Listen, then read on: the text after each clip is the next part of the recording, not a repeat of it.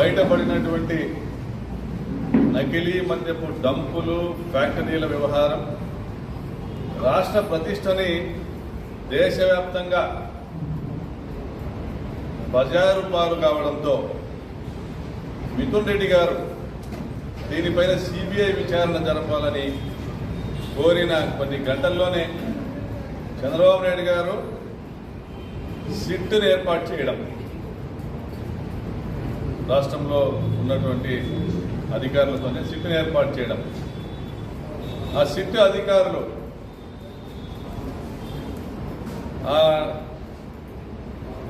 జనార్దన్ రావు అనే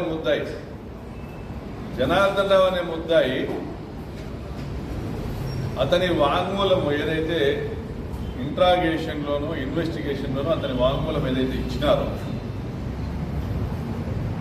దానిని రికార్డు చేసి కన్ఫెషన్ స్టేట్మెంట్ కింద మెజిస్ట్రేట్ గారి ముందర ప్రొడ్యూస్ చేయడమో లేదా అతను అప్రూవర్గా మారితే దాన్ని 164 స్టేట్మెంట్ రికార్డ్ చేసి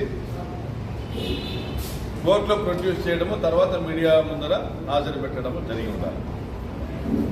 ఇదేమీ కాకుండా ఒకవైపు ప్రభుత్వం పైన పెద్ద ఎత్తున విమర్శలు వస్తూ ఉండడంతో రాష్ట్ర వ్యాప్తంగా ప్రజలు ఈ నకిలీ మద్యపు కుంభకోణంలో రాష్ట్ర ప్రభుత్వ పెద్దల హస్తం ఉందని నమ్ముతూ ఉండడంతో దిగజారుతున్న పరువును నిలబెట్టుకునే ప్రయత్నంలో భాగంగా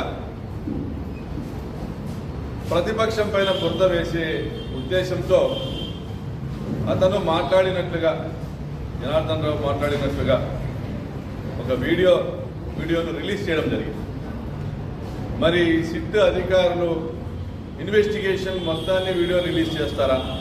ఎక్కడైనా ఈ రాష్ట్రంలో జరిగినటువంటి ఏ ఒక్క క్రైమ్లో కానీ ఇన్వెస్టిగేషన్ మొత్తాన్ని వీడియోలుగా చేసి రిలీజ్ చేసిన పరిస్థితి ఉందా?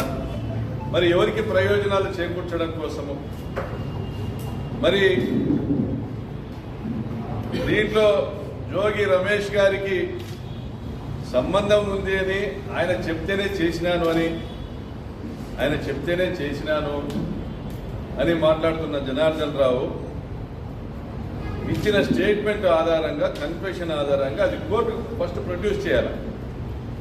కోర్టు దానిపైన కోర్టును అడగచ్చు, మేము ఫలానా వ్యక్తిని ఈ కన్ఫెషన్ ఆధారంగా మేము విచారించదలుచుకున్నామనేసి. కోర్టు కన్ఫెషన్ ఆధారంగా, mere confession without any evidences ఆధారంగా ఎవరిని కూడా అరెస్ట్ చేయడానికి ఒప్పుకోదు. అరెస్ట్ చేస్తే వెంటనే రిలీజ్ చేస్తుంది బెయిల్ మీద. ఇది తెలుసు కాబట్టి కేవలం బురద జల్లే ఉద్దేశంతో దాన్ని టీడీపీ మీడియాకి అందజేసి, టీడీపీ సోషల్ మీడియాకి, ఐటీడీపీకి అందజేసి దాన్ని ప్రచారం చేసేటువంటి కార్యక్రమం నిజంగా సిగ్గుచేటు. ఈ రాష్ట్ర ప్రభుత్వము, పోలీస్ యంత్రాంగము సిగ్గుతో తల ఉంచుకోవాల్సినటువంటి అవసరం ఉంది ఈరోజు. అదేవిధంగా మిథున్ రెడ్డి గారి కార్యాలయాల మీద మొన్ననే లిక్కర్కి సంబంధించిన కేసులో ఎటువంటి ఆధారాలు లేకుండా మిథున్ రెడ్డిని అరెస్ట్ చేసినారనేసి కోర్టు భావించి బెయిల్ మీద రిలీజ్ చేసినటువంటి మిథున్ రెడ్డి గారి మీద సిట్ అధికారులు ఆయన కార్యాలయాల మీద దాడులు చేసి సోదాలు చేయడం, మీరు ప్రజల దృష్టిని మరల్చేటువంటి ప్రయత్నం చేస్తున్నారు తప్ప మీరు జరిగిన నష్టాన్ని, ఈ రాష్ట్రంలో లిక్కర్ కన్జ్యూమర్స్కు జరిగినటువంటి ధన మాన ప్రాణ నష్టాన్ని కానీ, ఈ రాష్ట్ర ఖజానాకు పడిన తూట్ల విషయంలో కానీ పొరపాటు చేసినామని గ్రహించుకొని సరిదిద్దుకునేటువంటి ఆలోచన లేకోకుండా దుమ్మెత్తిపోసి బురద జల్లేటువంటి కార్యక్రమాలు చేస్తూ ఉన్నారు.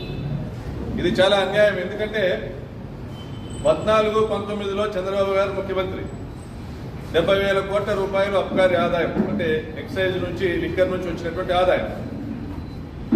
19-24లో జగన్మోహన్ రెడ్డి గారు ముఖ్యమంత్రి, 1,05,000 కోట్ల రూపాయల ఆదాయం, అంటే 50% ఆదాయం పెరిగింది. 50% ఆదాయం పెరిగింది. మరి అదే లెక్కన ఇప్పుడు 24-25